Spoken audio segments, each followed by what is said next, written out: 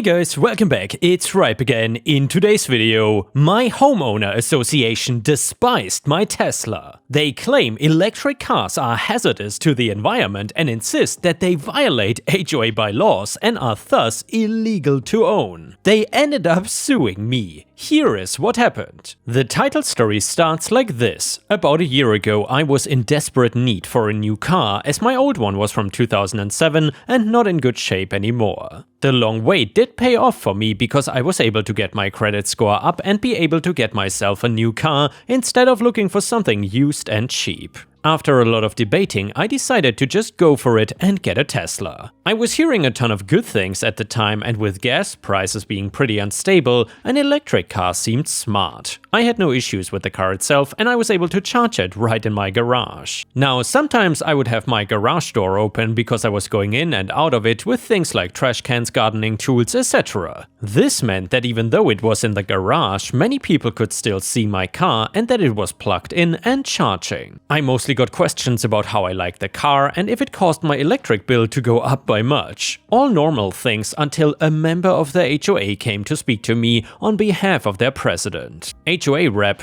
I see that your car is plugged into your house. Me: yeah, it's electric. HOA rep: I'm part of the HOA and I came to give you a warning that what you are doing is against our bylaws. Me: what exactly is against the bylaw? Having the garage door open while I charge it? I was genuinely confused, but I know HOAs can get weird laws. HOA rep: no, that it is an electric car and you cannot have it while being part of the HOA. Me: there's no way a bylaw in the HOA says that there's a ban on electric cars. You cannot dictate something like that. HOA rep: it states that residents shall not cause damage to the environment and ecosystem. Your car is electric, which means there's a dangerous battery inside of it that destroys the environment and the entire ground can become contaminated because of it. Me: by your logic, all cars should be illegal since burning gasoline is bad for the environment too. My car battery doesn't do any damage. HOA rep: just know that the HOA can and will file a lawsuit if you don't abide by our rules. He left and I was not sure how to feel about that interaction. In all of my research, I found nothing about electric cars being more damaging to the planet and only things talking about how some states want a future with only electric cars. Sure, that rule did exist, but it was more talking about cutting down trees for no reason or dumping waste in your yard instead of disposing of it properly. Claiming my car was violating that was a stretch. I didn't want to just sit around on this and instead contacted the city to see if an HOA had any legal bearing to dictate what cars were and were not allowed. They told me that as long as the car was registered and legal, the HOA had no control over it. The state considered it legal and that overrode anything the HOA could do about it. That made me feel better knowing that I was in the right, but I guess the HOA president did not bother to look into anything and instead just lived in his world where he was right. That led to him actually filing a lawsuit against me for breaking HOA bylaws and wanting me to pay a huge fine and possibly even leave the neighborhood. I had looked around for a lawyer that dealt with HOA matters on the off chance that they decided to go this far. It turns out my foresight was great because I did need one. He was just as confused as me for them suing me over my car and wanted to see if that was all there was. It turned out that when they filed the lawsuit, they were being very vague so that it couldn't get thrown out immediately, only stating that I was breaking a bylaw and the one I was breaking had to do with destruction of the environment within the HOA. No actual mention of my car, so we couldn't do anything about it until in a more formal court setting. I say court because I don't know the right word for it, but it wasn't like a criminal trial kind of court. We were just in a meeting room within the courthouse with our lawyers and some people I don't know that I guess represented the court. The HOA was looking for me to pay them back for damage that they could not even identify because it didn't happen yet. They were claiming that the damage I have done might even contaminate and ruin the entire water supply. That they wanted me out of the neighborhood and for the proceeds of the sale of my house to be what they get in retribution. Finally, it came time for them to be required to explain what I did that was so horrendous, and that was the time for them to actually present photos they took of my car charging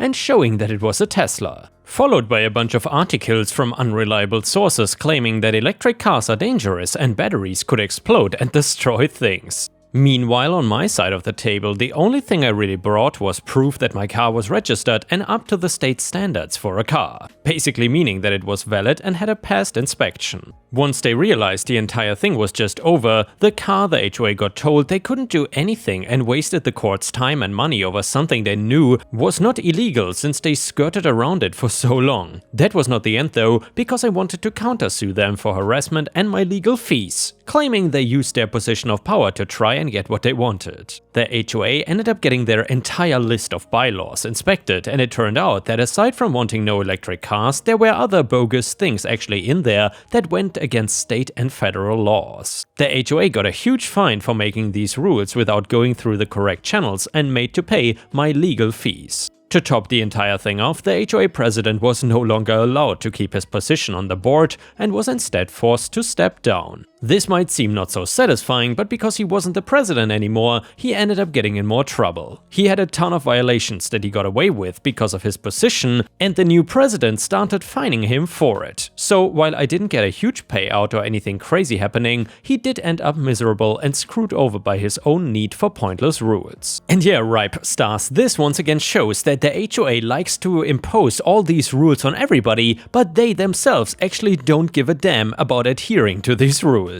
And now let's move on to the next story. It starts like this. I want to get right into the meat of the story, but I think some backstory is needed to explain how we got to this point. My mother-in-law essentially hates me, and a few years ago we got into a pretty big altercation. Her family is half British and half American. I am originally from Poland, and this is something she constantly likes to bring up and is the main reason she hates me. One day during a family gathering, she called me a poor Polish dude in front of everybody and started going on a rant about how my wife needs to divorce me and marry a British guy instead. This, plus all of the insults, made me not want to have any contact with her. I told my wife that she could obviously still talk to her mother and see her, I just would not come though. My wife was mad and also went no contact with her mother. Jumping to about a year ago, my mother-in-law called to try and invite us to the Thanksgiving dinner. She said she missed her daughter and that she wanted the entire family to get back together and reconcile. I was a little wary but agreed to go and hear her out. If she really was sorry and willing to change, I was not gonna hold anything against her. I work at a hospital, and on Thanksgiving I was on call. For those that don't know, it means I was not actively working, but I could be called in at any time and forced to go. So, and that exactly happened early in the day, and my wife decided that since I could not go to dinner, she also wanted to stay home. She did not want to deal with her mother alone, and since she was half British and I was Polish, we never really celebrated Thanksgiving anyway, so we were not really missing out on anything crazy. So I went to work at that point but did not know what was going on behind the scenes. Lucky for you folks reading that, you get to know a lot sooner than I did. My wife called her mother and told her that I got called into work and we were not going to be able to make it for dinner that night. Apparently she threw a fit and started telling her daughter that I was brainwashing her into loving me, and how dare I work on a holiday and force her to stay locked up at home. My wife did not really get to explain before the call ended. She did not want to bother me at work and was just gonna tell me all of this later. But now her mother decided that I needed to be taught a lesson or something, so she called the police. She told them my name and that I was a foreign Polish man with a bomb trying to destroy the hospital. She said I was a terrorist and trying to kill as many people as possible. You can imagine the response on this was crazy, and the hospital was called and put on a lockdown while police arrived. SWAT teams, or rather the British equivalent, bomb squads, special police units, you name it, and they were there. Remember that at the time I had no idea what she had done and assumed there really was a terrorist somewhere in the building with a bomb. I thought that I might die right there and then, which is a terrifying process, and I hope nobody reading this ever has to go through this. I guess they realized from my name that I was a doctor at the hospital and then went looking for me. Even on a lockdown, we could not just stop everything because people were sick and needed help. I was walking with an EKG machine while a bunch of SWAT men stopped me and screamed, "Man, police, drop it and get on the ground now!" I had no idea what was going on and it took me a moment to get on the ground. I had at least 6 guns pointed at me and was told that if I moved I would be shot. I wanted to ask what was going on, but I was too stunned to even speak. It was not until they asked me another question that I finally found my voice more out of fear than anything else. The man asked me, "Where's the detonator?" Me, "I don't know what you're talking about. It is just an EKG machine for my heart patient." I was able to put two and two together and realized they thought the machine was a bomb and I was gonna attack people. They realized that I was just a confused doctor, but they still had to take me away for questioning. I was a mess, and an hour later, I was let go when they found out I knew nothing about a bomb, and the tip they got that I was a terrorist trying to destroy the hospital was fake. Now, they did not know who called it in, so it was a total mystery to me, and I did not know at the time that they had found me by name and not just randomly picked somebody with a big machine. When I got home and told my wife what happened, she was also in shock, and I got a couple of days off to decompress and let things calm down. The hospital board, as you can imagine, was not happy about the kind of attention a bomb threat got, and me being at the center of it did not help me. I explained it was some kind of misunderstanding, and I thankfully did not get in any actual trouble at work. Meanwhile, my wife was telling her sister about the entire thing because she is a nurse and knows how crazy things can be in the medical field. Now, my sister-in-law was at that Thanksgiving dinner and said that her mother was saying nasty things about Polish people being terrorists. Eventually, members of the family were directly asking her if she called the police about a fake bomb threat, and after some pushing, she finally admitted to it. Now the rest of the family was threatening to cut off contact unless she came clean and gave herself in. To the utter shock of me, she actually did turn herself in and told the police that she had called in the bomb threat because she was mad that I skipped Thanksgiving dinner. I got the option to personally sue her for harassment and a hate crime if I wanted to. Some people would have, but for me, her turning herself in and accepting the consequences she was gonna get from the government was enough to satisfy me. I don't want to torture her, I just wanted things to be made right, and she was attempting to do that. Now, for calling in a bomb threat that she knew was fake meant that she was gonna get penalized a lot. For those that don't know how the time and resources from those special units are not cheap, and she was gonna have to pay a ton of fines. She was also put on probation, so if she got in any kind of trouble again, she could end up going to jail. She had to be careful ever calling the police again, because if they took it as abuse of services, then she could also be arrested. I do have to give her props for willing to take the fines and wanting to do all of this just to try and keep contact with her family. Part of me wanted to try and forgive her and work things out. However, I just could not shake what happened that day though, and thinking about her just upsets me more than anything else right now. Maybe one day in the future we can try again to work things out, but for now I still want to avoid her. And yeah guys, I gotta say, in this story I sort of disagree with OP. He should have been much stricter and absolutely cut off contact with this woman. There is no reason to forgive what she had done, and there's also no reason to ever get on terms with that woman again, if you ask me. Either way, if you enjoyed the story, please don't forget to like the video because that would help me tremendously. Either way, let's continue to the next one. This one is titled Bartender Revenge. So I am a bartender, and in the town I lived in at the time, the best time to go to the 24-hour Walmart was after my shift was over around 4 AM. And yeah guys, I guess if you go to Walmart at 4 AM, all the crazy people are sleeping. Let me know in the comments if you would confirm that is true. Either way, I could walk in and out and never talk to anyone and get done quick. So I got my cart with me with 5 items in it, and these 2 guys walk up to me dressed to the nines and ask for some help. Now, I know these 2 guys. They don't know me, but they are known all over town to be scammers and have been kicked out of almost every single bar in town. The one guy asks, "Yo bro, can you help me out? I just dropped my girlfriend off from the hospital and we just had a baby. I just need some diapers and I don't get paid until Friday. It's Tuesday. Can you help me out?" Now again, I have personally banned these 2 from the bar I work at for stealing drinks off tables. They are well known in the town. Even though I know the scam they are running, I say, sure, let's go, and off to the baby section we go. Now, the scam they are running is that they get the person to buy a semi-expensive box of diapers, and when that person leaves, exchange the diapers for the cash. Now we get to the baby section and he grabs a mid-range package of diapers. I had a good night behind the bar, so I say, "Hey man, go ahead and grab that big pack up top, the $32 box. It's the least I can do for you." I got 2 of my own and it's tough right now. And his eyes light the F up. He grabs them and him and his buddy are super excited as we walk towards the till. Now here is where I get the revenge. He starts walking towards the one open lane, but I swerve towards the self-checkout and he doesn't like that at all. He keeps trying to get me to go to the regular checkout so he can get his receipt, which is the key to this scam. So then I ring in the diapers and he says thanks, and to his dismay, ring in a Blu-ray into it, and here is where I get him. I add that stupid $2 protection. I stop and say, damn, I forgot to get dog food, which I did actually need, but here you go. And I pay with a card. You cannot get a cash refund on a credit card receipt. And now he is screwed. He of course still asked for the receipt, but I say, oh man, I can't. I gotta keep it for the protection I bought. I need the code. And then I say, but you guys go ahead. Good luck with the new little one. And walk off, handing them their giant pack of diapers.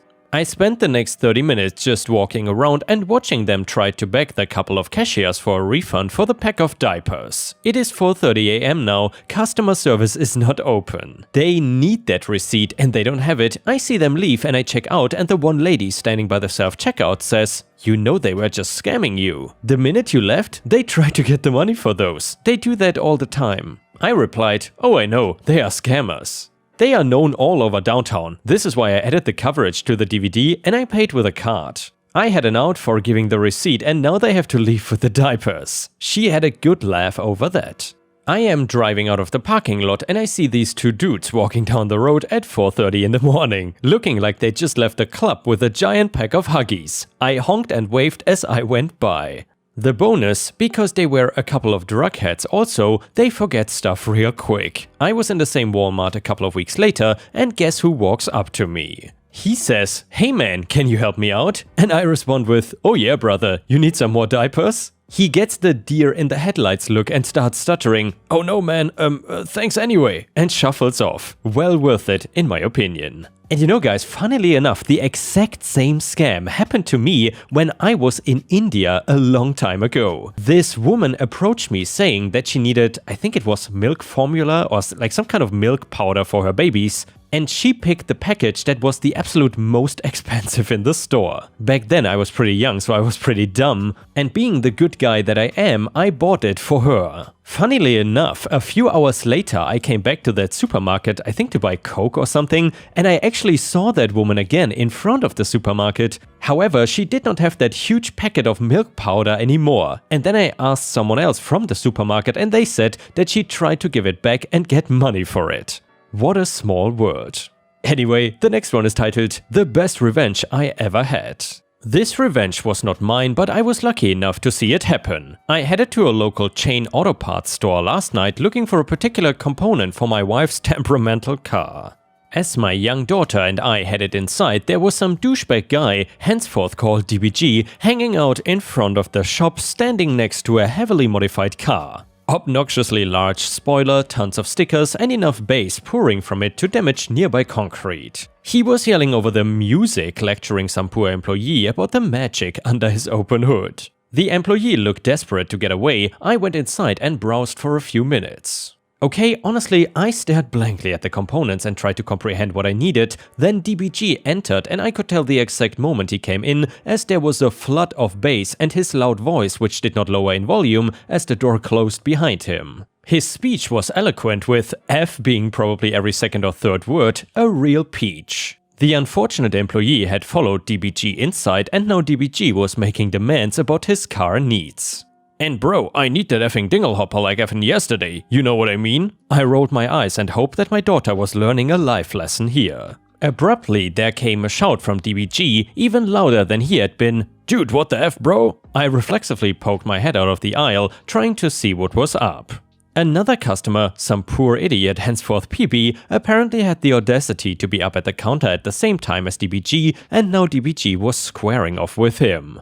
DBG, what the F is your problem, bro? PB, sorry, I was just trying to… DBG, do you wanna effing go? At this point I have to note that I am uncertain what PB did that sparked that reaction. There was some little product on the floor between the two men, a little flashlight on a carabiner I think, so I think that PB may have accidentally dropped it or knocked it off a rack. Whatever happened, DBG was completely in PB's face, arms extended and chest puffed out. PB was shrinking away and trying to avoid being beaten to a pulp. As he tried to apologize, he began to stutter. This just fueled the douchebag. DBG, haha, you stupid little idiot, look at you. Are you gonna cry now? Haha. PB backed off, hands up to ward off a potential attack. As soon as he was clear he booked his ass out of the store, DBG turned back to the employee who was standing behind the counter looking shell-shocked. DBG, you believe that crap, bro? F for an idiot thinking he can step. Damn, at this point I am contemplating my options. I'm the kind of a-hole that just cannot keep my mouth shut, and maybe I should have something in reach in case he threatens me. Those tire irons could be handy. Ah damn, cannot endanger my daughter. Maybe I should demand he be thrown out or I take my business elsewhere. A millisecond later, a manager appeared next to the employee on the other side of the counter, keeping me from doing something stupid. I shall call him manager with 20-pound brass balls, MWTPBB for short. MWTPBB, so that was a 95, right? DBG, effing yeah bro, you got it? MWTPBB, we don't, but a warehouse in the next town over does. I already went ahead and ordered it. DBG, great, when can I pick it up? He answered, not so fast. I did not order it for you. I went ahead and ordered it for the store. And after that uncalled for behavior, you are not allowed to shop here anymore. DBG, what the hell? He said, see, that's that behavior that we were talking about. And by the way, while I was on the computer, I saw that there were 3 more dingle hoppers within a 6-hour radius. I bought them all. Looks like you're out of luck, buddy. DBG, I cannot believe you did. He answered, further, I'm gonna ask you once to cut out the language in front of the lady. Then gestured towards my daughter. DBG, now get out and don't ever come back. DBG stared for a long moment and then stomped out the door. He peeled out of the parking lot with a screech. The manager was still at the register when I went to check out. Me? Wow, some people, right? MWTPBB, story of my life, unfortunately. Me? So I have to ask, did you really buy all of the parts he needs? MWTPBB? Nah, I did a search and there are none available. Odd part, not many made, just cannot get them. But now he thinks he screwed himself out of them, and I get to feel like I stuck up for that poor guy. And yeah, Ripe Stars, I gotta say, that was absolutely brilliantly handled. I could not have done that any better. If you enjoyed this story, please don't forget to subscribe to my channel, and if you haven't already, please also click the bell button to not miss any of my videos in case YouTube screws up again. The next one is titled Illegal Parties, I Will Get Revenge. Hey guys and girls, big setup for some petty revenge close to the end of this. It's been quiet, a little bit too quiet. There's a family who lives 2 floors above me in an apartment block who have managed to annoy everyone by having a massive party that got out of control almost 3 months ago. I got home today around 5 PM from the gym and can hear them on their balcony making a lot of noise. I push it out of my mind and go about having a shower, making some dinner, making the dog some dinner, watching a little Netflix, etc. Getting ready for an early night as I have to be up at 3 AM the next morning. I put some earplugs in, close my eyes and drift off to sleep. Boom! A massive crash wakes me up. I sit bolt upright in bed and groggily check my phone. 10 PM. I make my way from the bedroom to the backyard. To get to my backyard you have to open a big sliding glass door, which is also surrounded by floor-to-wall glass windows that allow me an unobstructed view of the backyard.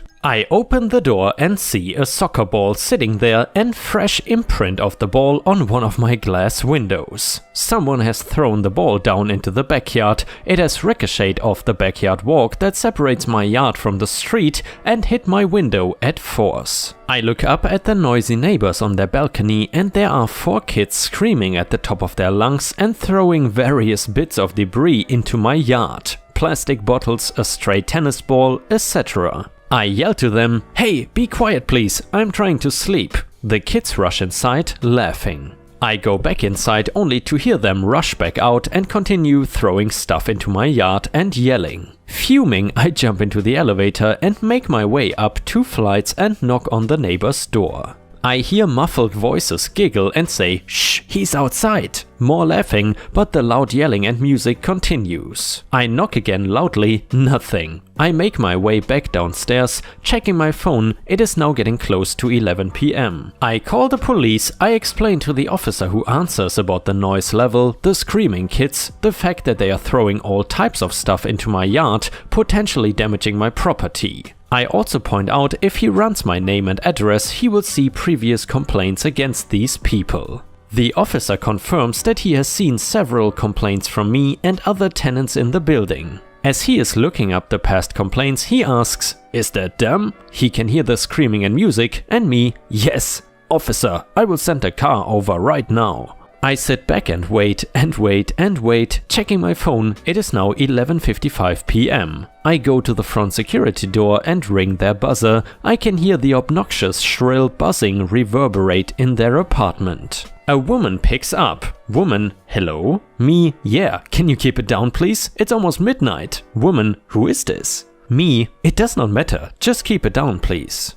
Woman, oh, okay, hangs up. I sit and wait, and someone turns the music up louder. I ring their buzzer again, and again a young male voice answers. Male, what? Me, if you don't stop, next call is to the police. Male, you can threaten us all you want, we don't care. Me, I'm not threatening. If you don't stop this, I'm calling the police. Male, we are friends over. We are going to be as loud as we want for as long as we want. Frustrated, I go back down to my apartment, put on a movie and wait for the police. I am startled awake by my own apartment buzzer. I walk over and answer it. It's the police. I look at the time. It is 1 a.m. I'm annoyed it has taken them so long and the upstairs neighbors are still raging on. I open the door and await the officers as they make their way down. Immediately, they are sympathetic. They can see I am exhausted and hear the noise. I explain everything to them. The male officer explains that even though they are owners, they need to abide by noise ordinance laws and also the bylaws of the building commission. He takes my statement, asks what apartment number they are in,